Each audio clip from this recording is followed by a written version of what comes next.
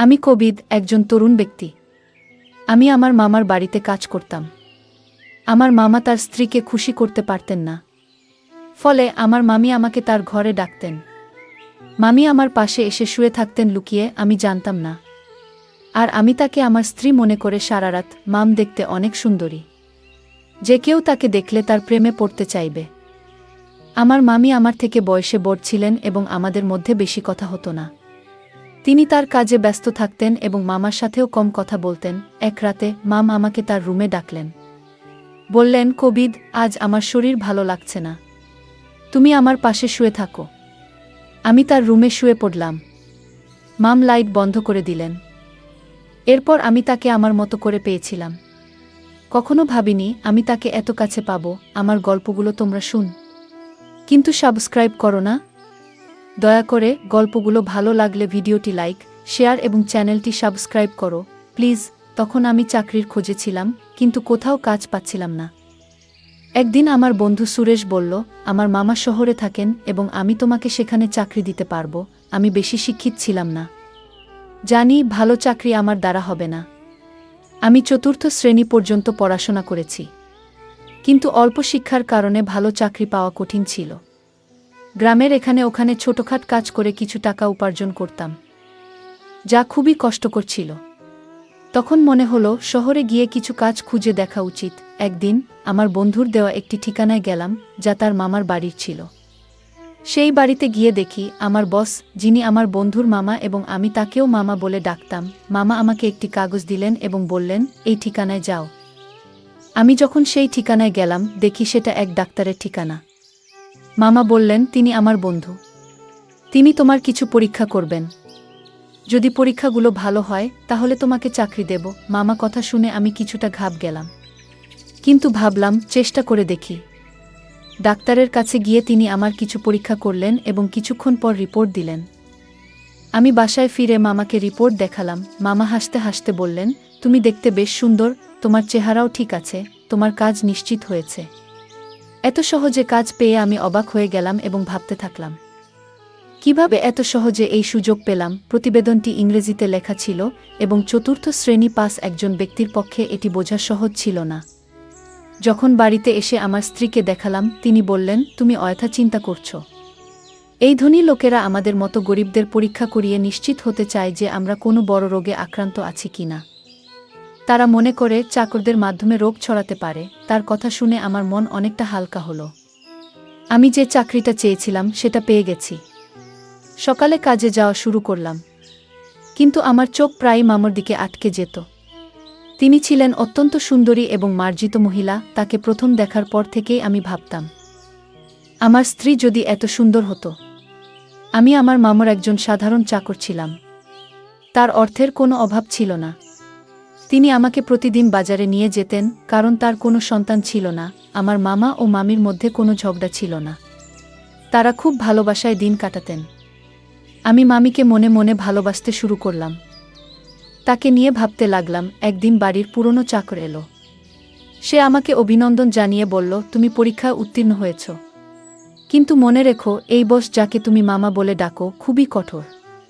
এই কথা শুনে আমি ঘাব গেলাম এবং ভাবতে লাগলাম, যদি আমাকে চাকরি থেকে বের করে দেয় তাহলে আমার কি হবে। সে চলে যাওয়ার পর আমি মামামিকে খুশি রাখার জন্য আরও মনোযোগী হলাম, কারণ এখন আমার চাকরিটা চলে গেলে আর কোনোভাবেই চাকরি পাবো না। তাই আমি এই চাকরিটা মন থেকে করতে লাগলাম। মামা বেশিরভাগ সময় বাড়ির বাইরে থাকত। আমার মামি একদিন আমাকে তার রুমে ডেকে বললেন, তুমি খুবই অল্প বয়সী, পরিষ্কার পরিচ্ছন্নতার খেয়াল রাখো। আমি এমন একজন চাকর পছন্দ করি যে তার মনিবের মতো পোশাক পরে। এই বলে মাম আমার হাতে কিছু টাকা দিলেন এবং বললেন, এই টাকা থেকে বেতন ছাড়া নিজের জন্য খরচ করো। আমি খুশি হয়ে গেলাম এবং এই বিষয়টি আমার স্ত্রীকে বললাম না, কারণ আমিও আমার মামিকে খুব পছন্দ করতাম। আমি স্বপ্ন দেখতে শুরু করলাম। মামির অভিব্যক্তি দেখে মনে হতো তিনি খুশি নন। তার কোনো সন্তান ছিল না, তাই মনে হতো মামা তাকে খুশি করতে পারছেন না। আমি মামিকে খুশি করতে চেয়েছিলাম। মামির দেওয়া টাকা নিয়ে পরের দিনই একটা মার্কেটে গিয়ে কিছু নতুন জামা কাপড় কিনলাম। আমাকে দেখে মামি বললেন, আজ তোকে খুব সুন্দর লাগছে, সবসময় এমনই থেকো। আমি লজ্জা পেয়ে চোখ নামিয়ে নিলাম। আসলে আমার বিয়ে হয়েছে মাত্র 3 বছর, কিন্তু আমার স্ত্রী মামির মতো সুন্দরী ছিলেন না। বিয়ের 2 বছর পরই আমাদের সন্তান নিউমোনিয়া হয় এবং সে পৃথিবী থেকে চলে যায়। এরপর আমার স্ত্রী সারাক্ষণ দুঃখে কান্নাকাটি করত। কিন্তু আমি একজন পুরুষ এবং আমারও কিছু প্রয়োজন ছিল। আমি চাইতাম আমাদের আরেকটা সন্তান হোক। কিন্তু আমার স্ত্রী সন্তানের নাম শুনলেই বিরক্ত হয়ে যেতেন। তিনি সবসময় আমার থেকে দূরে থাকতেন। আমার মামিকে দেখে আমার মনোভাব বদলাতে শুরু করেছিল। মামা মামির বিয়ে হয়েছে 1 বছর হয়ে গেছে, কিন্তু তাদের কোনো সন্তান নেই। মামা সবসময় তার ব্যবসায় ব্যস্ত থাকতেন, আর মাম ফ্যাশন ও পার্টিতে মগ্ন থাকতেন। আমার মামিকে দেখে মনে হতো তিনি আমাকে পছন্দ করতে শুরু করেছেন। আমি প্রায় সিনেমা এবং নাটকে প্রেমের কাহিনী দেখতাম এবং কল্পনা করতাম মামি আমার কাছে এসে বলবেন, আমি তোমার প্রেমে পড়েছি। এক রাতে যখন আমি ঘুমাচ্ছিলাম, মনে হলো আমার পাশে কেউ আছে। মামি ছিলেন খুবই সুন্দরী এবং তার দেহ আকর্ষণীয় ছিল। আমার স্ত্রী আমাদের সন্তান হারানোর দুঃখে নিজের শরীরকে অবহেলা করেছিলেন, কোনো যত্ন নিত না, তাই সে শুকিয়ে কাঠ হয়ে গেছে। আমার মতো একজন গরিব মানুষ যখন ভাবতাম আমি কি করে চাকরের মতো জীবন কাটাবো, তখন মামিকে আমার স্ত্রী ভেবে সারারাত উপভোগ করতাম। মামি আমার দিকে তাকিয়ে মৃদু হাসতেন। আমি আমার মামার সান্নিধ্য উপভোগ করতে শুরু করলাম। কাজ করার সময় মাম আমাকে ডেকেই যে কোনো কাজ দিতেন, আর আমি তা সঠিকভাবে করে দিতাম যেন কোনো অভিযোগের সুযোগ না থাকে। মামি সবসময় আমার প্রশংসা করতেন, আর আমি সততার সাথে আমার কাজ চালিয়ে যাচ্ছিলাম। একদিন মামির শরীর খারাপ হলে আমি তাকে হাসপাতালে নিয়ে যাই এবং মামাকে ফোন করে জানাই। এরপর মামা হাসি মুখে আমাদের সবার জন্য মিষ্টি আনলেন। এটা দেখে আমি খুব খুশি হয়েছিলাম। কিন্তু সেই দিন থেকে মামার আচরণ বদলে গেল। তিনি আমার দিকে অদ্ভুতভাবে তাকাতে লাগলেন এবং বাইরে যাওয়া কমিয়ে দিলেন। ফলে এখন শুধুমাত্র মামার সঙ্গেই আমার দেখা হয় কম। কিছুদিন ধরে আমার মন মেজাজ খারাপ ছিল, কারণ আমি মামির সান্নিধ্যে অভ্যস্ত হয়ে পড়েছিলাম। আমার মনে হয়েছিল আমি হয়তো মামির প্রতি আসক্ত হয়ে পড়েছি। তবে আমার কাজ চালিয়ে যেতে লাগলাম। সময় চলে গেল এবং অবশেষে সেই দিন এল যখন মাম একটি সন্তানের জন্ম দিতে চলেছিলেন। কিন্তু মামা আর আগের মতো খুশি ছিলেন না।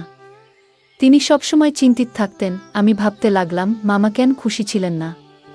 আমি যখন বাবা হলাম তখন আনন্দে উঠছিলাম, কিন্তু আমার মামাকে খুব চিন্তিত দেখাচ্ছিল, যেন কোনো বড় বিপর্যয় আসন্ন। এক রাতে মামা আমাকে তার ঘরে ডেকে বললেন, এই ব্যাগ নাও। যদি আজ রাতে আমার স্ত্রী সন্তান জন্ম দেয়, তবে এই ব্যাগটি ব্যবহার করো এবং শিশুটিকে গোপনে সরিয়ে ফেলো। আমি কখনো মামার কোনো নির্দেশ নিয়ে প্রশ্ন করিনি, তাই সেদিনও কিছু বললাম না। কিন্তু আমার মন খুব অস্থির ছিল। বারবার ভাবছিলাম কেন মামা তার সন্তানের জীবন নিতে চাইছেন। রাত গভীর হলে মাম ঘুমিয়ে পড়লেন, তাই আমি গোপনে তার রুমে গেলাম। মাম তখন চোখ বন্ধ করেছিলেন। আমি মনোযোগ দিয়ে তার দিকে তাকালাম। মামার মুখে সেই চিরচেনা সৌন্দর্য দেখে আমি মুগ্ধ হলাম। কিন্তু আমার অবস্থান মনে করে মামার কথা মেনে নিলাম। মামার নির্দেশ অনুযায়ী কাজ করার জন্য তিনি আমাকে টাকা দিতেন। আমি গোপনে মামার দেওয়া ব্যাগটি তুললাম আর বাচ্চাটিকে ঢুকাতে শুরু করলাম। তখন মাম হঠাৎ আমার দিকে তাকিয়ে হাসলেন। আমি শিশুটিকে লুকিয়ে রাখছিলাম এবং মাম আমাকে দেখে বললেন, তুমি কি সত্যিই শিশুটিকে হত্যা করতে চাও? মাম আমাকে জিজ্ঞাসা করলেন, তুমি কি তোমার মামার নির্দেশে এসব করছো? আমি চমকে উঠলাম এবং বললাম, তুমি এটা কি বলছো? মামি বললেন, তোমার চাচা এই শিশুটিকে মেরে ফেলতে চায়, কারণ সে ভয় পায় যে এই শিশু তার নয়। তার কথা শুনে আমি স্তব্ধ হয়ে গেলাম। আমি অবাক হয়ে ভাবতে লাগলাম, এত কিছুর পরও এটা কিভাবে সম্ভব? মাম বললেন, তোমার মামা সন্দেহ করছে যে এই শিশু তার নয়, তাই সে এই কাজটি করতে বলেছে। সে এই শিশুটির বাবা নয়, তুমি এর বাবা। এই কথা শুনে তাকে বললাম, তবে তুমি কেন বলছো আমি এই শিশুটির বাবা? আমি এই কথা শুনে স্তব্ধ হয়ে গেলাম। আমি বললাম, আপনি কি চান আমি এই শিশুটিকে বাঁচিয়ে রাখি? মামি হাসলেন এবং বললেন, এই শিশুটিকে জঙ্গলে ফেলে দিও না, কারণ এই শিশুটির বাবা তুমি। আমি আরও বিভ্রান্ত হয়ে গেলাম, কারণ মামি বলছিলেন যে তিনি কখনো আমাকে স্পর্শ করেননি। তার কথাগুলো শুনে আমার মনে হলো আমি যেন স্বপ্ন দেখছি। আমি সোফায় বসে ভাবতে লাগলাম, এত সুন্দর একজন মহিলার সাথে যাকে আমি মামি বলে ডাকি, এমন কিছু ঘটেছে কি? আমি মামিকে জিজ্ঞেস করলাম, আপনি এত সুন্দরী কিন্তু কেন এমন করলেন? মাম বললেন, আমি খুব সুন্দরী কিন্তু আমার পরিবার খুব গরিব ছিল। তাই আমি তোমার মামার সাথে দেখা করতে এসেছিলাম। তোমার মামা মতো ধনী হওয়ার ইচ্ছা ছিল, তাই আমি তাকে বিয়ে করি। আর সে আমাকে প্রস্তাব দেওয়ার সাথে সাথেই আমি তৎক্ষণাৎ হ্যাঁ বলেছিলাম, কারণ আমি ধনী হতে চেয়েছিলাম। আমার বাবা মাও তোমার মামার সাথে বিয়ে করতে রাজি হয়েছিলেন, কিন্তু বিয়ের কিছুদিন পরেই জানতে পারলাম তোমার মামার সন্তান হওয়ার সামর্থ্য নেই। অনেক চিকিৎসা করানোর পরও কোনো ডাক্তার তাকে সুস্থ করতে পারেনি। তিনি মা হতে চেয়েছিলেন এবং এর জন্য তিনি যা করতে প্রস্তুত ছিলেন, তারপর তিনি তার চাকরের মাধ্যমে একটি অদ্ভুত পরিকল্পনা তৈরি করেছিলেন। তাই তিনি সবসময় চাকরদের নিযোগের আগে পরীক্ষা করাতেন।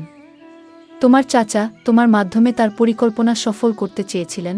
মামি বললেন, এই শিশুটি তোমারই সন্তান এবং তিনি চান না যে এটি প্রকাশ্যে আসুক। তিনি জানতে চেয়েছিলেন তিনি বাবা হতে সক্ষম কিনা। তাই আমাকে চাকরের সাথে ঘুমাতে বলেছিলেন। মামার এই কথা শুনে আমি আরও হতবাক হয়ে গেলাম এবং কিছু বলতে পারলাম না। তিনি বলতে লাগলেন, তোমার মামা আমার জন্য অনেক চাকর নিয়েছিলেন, কিন্তু আমি যাকে ভালোবাসার যোগ্য মনে করতাম তাকেই গ্রহণ করতাম। আমরা অনেক চাকর বদল করেছি, কিন্তু তোমাকেই প্রথম উপযুক্ত মনে হয়েছিল। প্রথম দেখাতেই তোমার প্রতি আমার আকর্ষণ জন্মায়। আমি অবাক হয়ে বললাম, তুমি কখন আমার কাছে এসেছিলে? মামি হাসলেন এবং বললেন, তোমার মামা এমন পরিকল্পনা করেছেন যে তুমি বুঝতেও পারোনি। তুমি মনে করতে তুমি তোমার স্ত্রীর সাথে আছো, কিন্তু আসলে আমি ছিলাম। তোমার মামা রাতের আধারে আমাকে তোমার রুমে পাঠাতেন এবং তোমার স্ত্রীকে অন্য ঘরে অজ্ঞান করে রেখে দিতেন। তিনি নিজেই পাহারা দিতেন যাতে কেউ সন্দেহ না করে। মামি বললেন, আমি প্রথমে বাধ্য হয়ে এসেছিলাম, কিন্তু পরে তোমার প্রতি আকৃষ্ট হতে শুরু করলাম।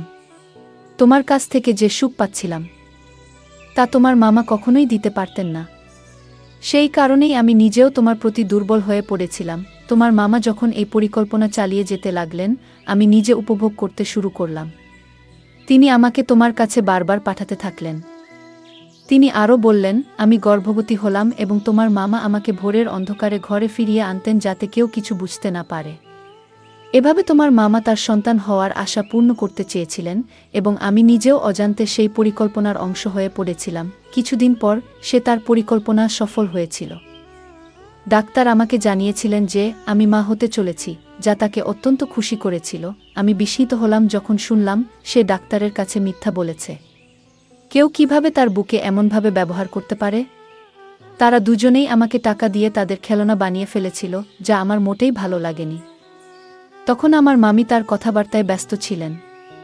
আমি তখন বুঝতে পারিনি যে আমি কি ভাবছিলাম।